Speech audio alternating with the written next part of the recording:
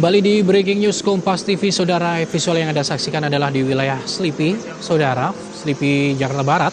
Dan yang Anda saksikan ini bagaimana situasi sudah mulai kondusif setelah tadi sebelumnya aparat kepolisian gabungan ini melakukan penyisiran dan mengarahkan massa untuk membubarkan diri.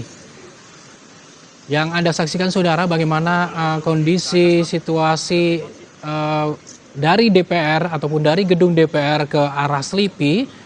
Bahkan sudah tidak terlihat aparat kepolisian yang berjaga di wilayah ini, Saudara. Hanya saja terlihat sejumlah kendaraan berlalu lalang dan begitu lancar tanpa adanya aktivitas yang mengganggu. Saudara, anggota DPR RI dari fraksi PDI Perjuangan yang juga anggota Balek Masinton Pasaribu dan Arteria Dahlan menemui massa pendemo di depan gedung DPR. Di depan massa, Saudara, pendemo ataupun di depan massa pendemo, Masinton dan juga Arteria mengapresiasi atas aspirasi yang disampaikan para pengunjuk rasa. Masinton juga menyatakan bahwa fraksi PDI Perjuangan tidak setuju dengan revisi Undang-Undang Pilkada dan akan berjuangkan untuk mengikuti Undang-Undang Pilkada.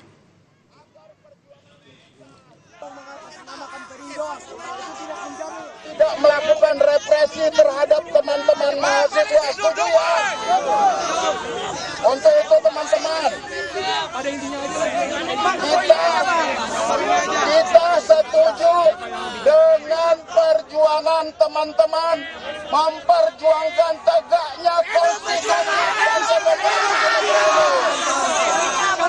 Tidak semua di sini kepastian apakah akan ada revisi atau tidak, cukup sampai situ. Kami PDI Perjuangan ini teman-teman saya satu fraksi.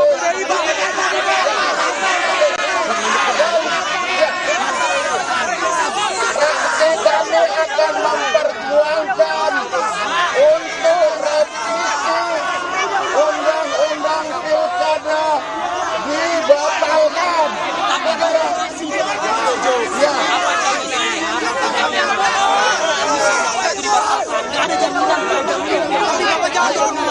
Kita kawal bersama-sama.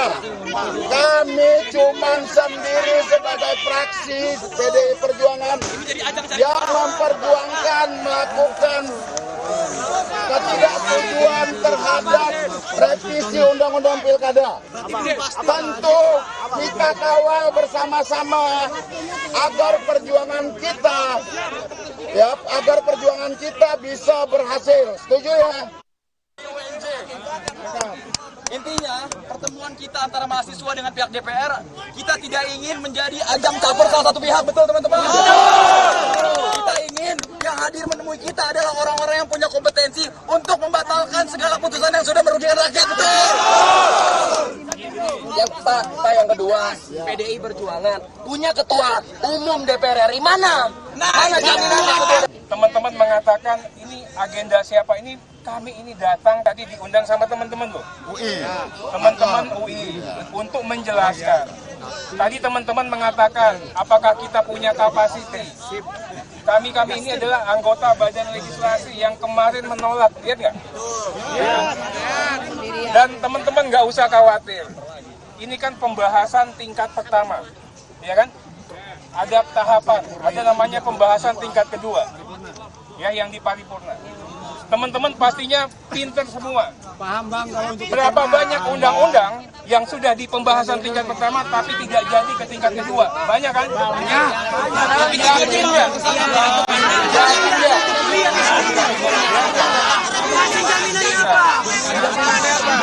Yakin nggak kita? Waktu ini tinggal besok. Nah, gini bang. Kalau sampai disahkan, jadi mau bubar apa enggak? Kalau nggak jadi Insya Allah, karena Jokowi. pada masa sidang ini nggak disahkan. Percaya? Jaminannya apa, Pak? Ketua DPR kan dari PDIP. Pastikan Ibu Puan tidak mengesahkan itu semua, Pak. Pastikan, Pak. Janji atas nama Tuhan Bapak. Saudara, sebelumnya Wakil Ketua DPR Sumi Dasko Ahmad menyebutkan pengesahan revisi Undang-Undang Pilkada hari ini dibatalkan. Putusan Mahkamah Konstitusi akan dipakai dalam pendaftaran Pilkada yang dibuka 27 Agustus mendatang. Perkenankan saya sebagai pimpinan Dewan Perwakilan Rakyat Republik Indonesia menjelaskan tentang revisi Undang-Undang Pilkada. Bahwa pada hari ini tanggal 22 Agustus, hari Kamis, pada jam 10.00, setelah kemudian mengalami penundaan selama 30 menit, maka tadi sudah diketok bahwa revisi Undang-Undang Pilkada tidak dapat dilaksanakan. Artinya, pada hari ini revisi Undang-Undang Pilkada batal dilaksanakannya. Nah, oleh karena itu, sesuai dengan mekanisme yang berlaku, apabila mau ada paripurna lagi harus mengikuti tahapan-tahapan yang diatur sesuai dengan tata tertib di DPR. Dan karena pada hari Selasa, tanggal 27 Agustus 2024, kita sama-sama tahu sudah pada tahapan pendaftaran Pilkada. Nah, oleh karena itu kami tegaskan sekali lagi, karena kita patuh dan taat dan tunduk kepada aturan yang berlaku, bahwa pada saat pendaftaran nanti karena RUU Pilkada belum disahkan menjadi undang-undang, maka yang berlaku adalah hasil keputusan Mahkamah Konstitusi Judicial Review yang diajukan oleh Partai Buruh dan Partai Gelora. Demikian pernyataan singkat dari kami, mudah-mudahan menjadi jelas. Saya ucapkan terima kasih.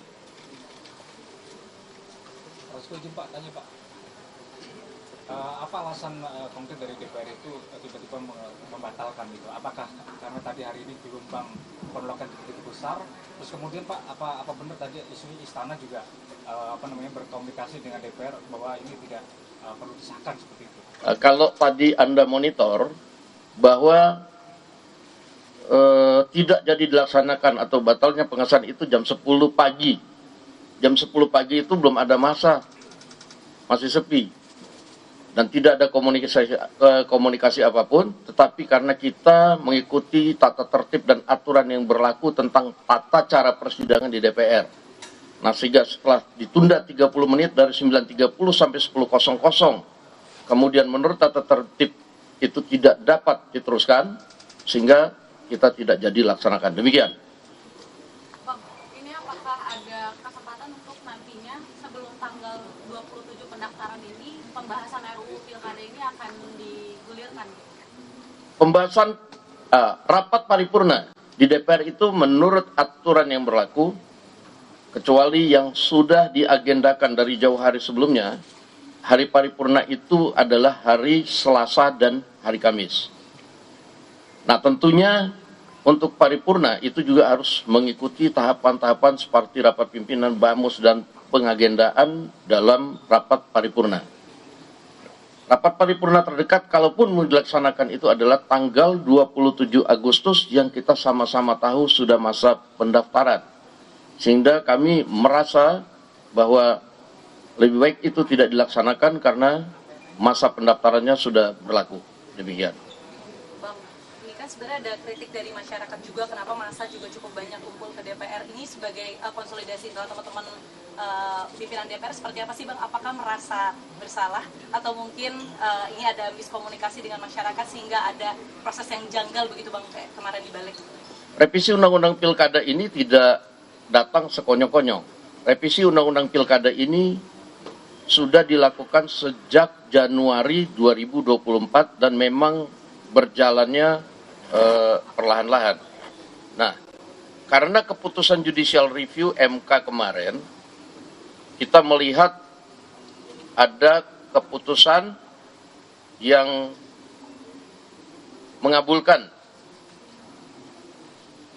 tuntutan atau gugatan dari Partai Buruh dan Gelora sebanyak yang diputuskan 7,5%, lalu kemudian tetapi disamaratakan dengan partai politik yang mempunyai kursi, sementara itu kan tidak dimintakan oleh Partai Buruh dan Gelora.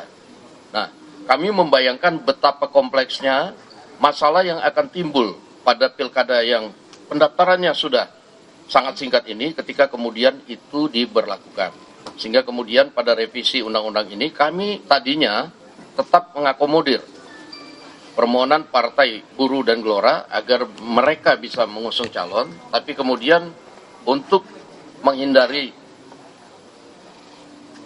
tatanan pilkada yang sudah disusun sedemikian rupa oleh partai politik, kami tadinya mengembalikan porsi syarat 20% yang dipersyaratkan kepada partai politik. Cuma itu sebenarnya. Bang, tapi benar nggak sih Bang, hari ini ada pertemuan Abang dengan Pak Jokowi atau Abang ke istana begitu Bang, konfirmasi Bang? Nah itu tadi banyak sekali yang tanya ke saya, sementara saya tidak ke istana, tidak ketemu Pak Jokowi, mungkin boleh dicek dari sumber-sumber wartawan istana apakah tadi saya ke sana. Dan memang tidak ada urgensinya. Pak Dasko tadi udah menjelaskan kalau pendaftaran itu kan mengikuti hasil MK, putusan MK mengenai Iya. pilkada terbaru. Kalau untuk penetapan cagup cakada itu mengikuti putusan yang mana? Karena kan MA juga. Ya itu kan nanti kan ada PKPU. PKPU-nya itu kan nanti akan dikonsultasikan oleh DPR dan tentunya PKPU-nya itu akan dibuat oleh KPU. Nah mungkin bisa nanti diikuti ada rapat konsultasi antar KPU dan Komisi 2 DPR pada hari Senin besok.